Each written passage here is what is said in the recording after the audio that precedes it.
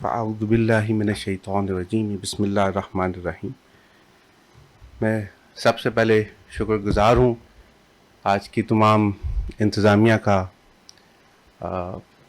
Moderator صاحبہ کا، صاحبزادہ صاحب کا، مسلم انسٹیٹیوٹ کے اس کار خیر کو شروع کرنے والوں کا، اور اس کار خیر کو نبھانے والوں کا، اور اس کار خیر سے جڑ جانے والوں کا، کہ آپ سب نے مجھے یہاں پہ ایک موقع دیا اور میں کچھ تھاٹس یا خیالات کا اظہار کروں۔ میں ایک بات پر بڑا حیران رہ گیا، نہ تو صرف یہ کہ انتہا درجے کی سملیرٹی ہے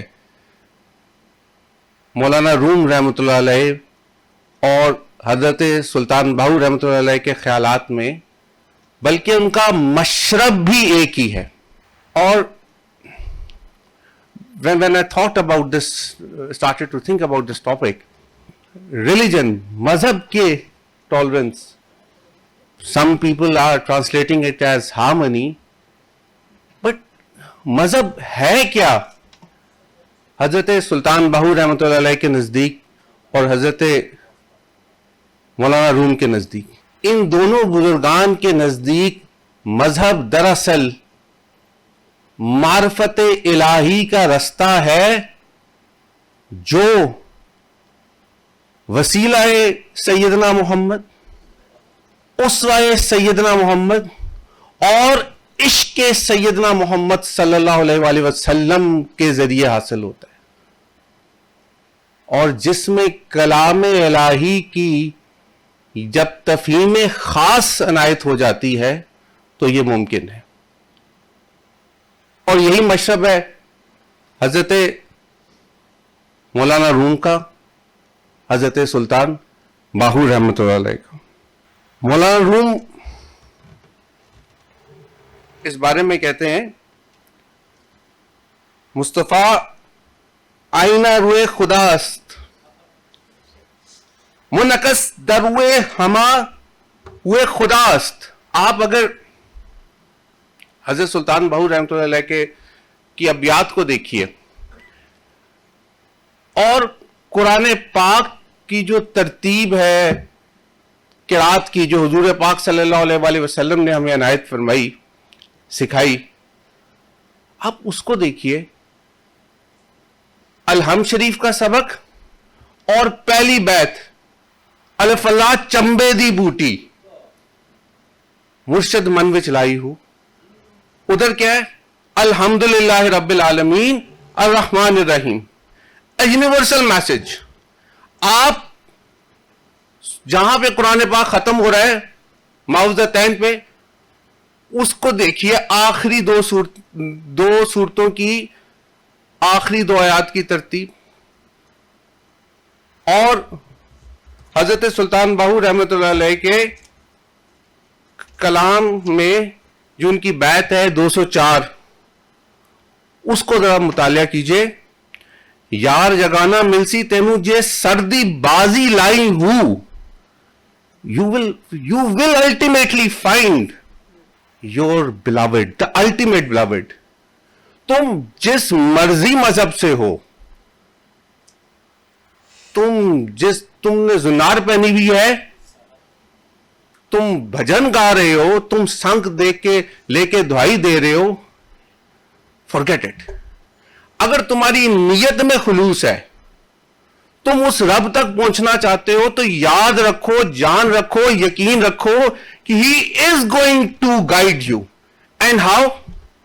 Through the spiritual guidance of His Prophet صلی اللہ علیہ وآلہ وسلم۔ لَقَدْ مَنَّ اللَّهُ عَلَى الْمُؤْمِنِينَ إِذْ بَعَثَ فِيهِمْ رَسُولٌ مِّنْ أَنفُسِهِمْ يَتْلُو عَلَيْهِمْ آیَاتِهِ وَيُزَكِّيهِمْ وَيُعَلِّمُهُمُ الْكِتَابَ وَالْحِکْمَةَ۔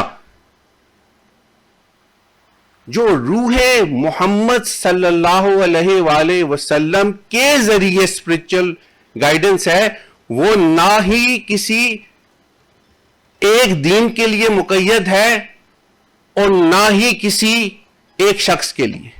شرط ایک ہے کہ اس رستے میں آپ سنسیئر ہوں، اور دوسری بات حضرت علامہ اقبال رحمۃ اللہ علیہ فرماتے ہیں کہ یاد، میں صرف ترجمہ کروں گا جاوید نامہ سے، یاد رکھنا، بڑی بات کی انہوں نے، کسی بھی شخص میں کوئی بھی عظمت نظر آئے، کسی بھی شخص میں کوئی بھی عظمت نظر آئے، if you find greatness in any soul, in any person, in the entire world, in the entire history, remember there are only two reasons for that. صرف دو reasons ہوں گی. Either his soul is in the search of the soul of the Prophet Muhammad sallallahu alaihi wasallam, or his soul has ultimately find the soul of the Prophet and is continuing to increase its love of the Prophet sallallahu alaihi wasallam. وہ روحانی طور پہ اس کی روح یا تو روح محمد صلی اللہ علیہ وآلہ وسلم کی محبت میں ہمکنار ہونا چاہ رہی ہے، اس جستجو میں ہے، تب تمہیں اس میں عظمت نظر آئے گی. آپ مدر ٹیریسا کو دیکھ لیں، آپ عبدالستار دیدی کو دیکھ لیں، آپ چیف گویرا کا دیکھ لیں، جو اچھائیوں کی، ایتھیکل ویلیوز کی الٹیمیٹ کوالٹی آپ کو ان سب عظیم لوگوں میں نظر آئیں گی. آپ ٹوائن بھی کو دیکھ لیں، یا پھر اس نے ایک اس ذہنیت کو پا لیا ہے، اس کو وہ ریئلائزیشن ہو گئی ہے، اور اب اس میں اس کی روح بتدریج بڑھ رہی ہے. اور یہی اسلام کا کانسیپٹ ہے. مولانا روم کے نزدیک، حضرت سلطان بہو کے نزدیک، اسلام کا کانسیپٹ ظاہری نہیں ہے. اور ایک اور عجیب بات، نفی جب سمجھ آ جائے گی کہ کس چیز کو ہم نے نفی کرنا ہے تو اسبات کا سبق سمجھ آ جائے گا. لا کے ذریعے بت توڑے تو الہ کی سمجھ آئی. حضرت سلطان بہو کی یہ بیت نمبر 14 ہے، ورس 14 ربائی ان کی، اور قرآن کی بھی یہ سورت 14 ہے، سورہ ابراہیم. تو حضرت ابراہیم علیہ السلام کا واقعہ پورا دیکھیے کہ کیا سورج میرا خدا ہے، اس کو انہوں نے لا کر پھر نفی کیا. یہ چاند میرا خدا ہے، he rejected all the demigods and then his soul declared. پھر ان کی زبان سے اظہار ہوا. میں نہیں کہتا کہ پھر ان کو ریئلائز ہوا، نہیں، he was a prophet. پھر ان کی زبان سے اس وجدان کا اظہار ہوا جو مخفی رکھا گیا تھا کہ ہاں میرا تو خدا وہ ہے جس کو زوال نہیں، میرا تو خدا وہ ہے جس کو شکست نہیں، جس کے علاوہ کوئی خدا نہیں. مصطفیٰ آئینہ روئے خداست، منعکس در ہوئے ہما ہوئے خداست. تمام صوفیاء، تمام صالحین الٹیمیٹ ریالٹی کی طرف لے کے جا رہے ہیں، the realization of the ultimate truth، لیکن through the prophet صلی اللہ علیہ وآلہ وسلم. اب ایک بڑا امپورٹنٹ بات آتی ہے، اور ہم بہت سے صوفیاء کے کلام میں دیکھتے ہیں، ایون حضرت سلطان بہو رحمۃ اللہ علیہ، and this is a very very important point to understand، جس کی وجہ سے بہت سے لوگ ان صوفیاء پہ کفر و شرک کے فتوے بھی لگا دیتے ہیں. مولانا روم پہ لگے، حضرت سلطان بہو کے کلام میں لگے.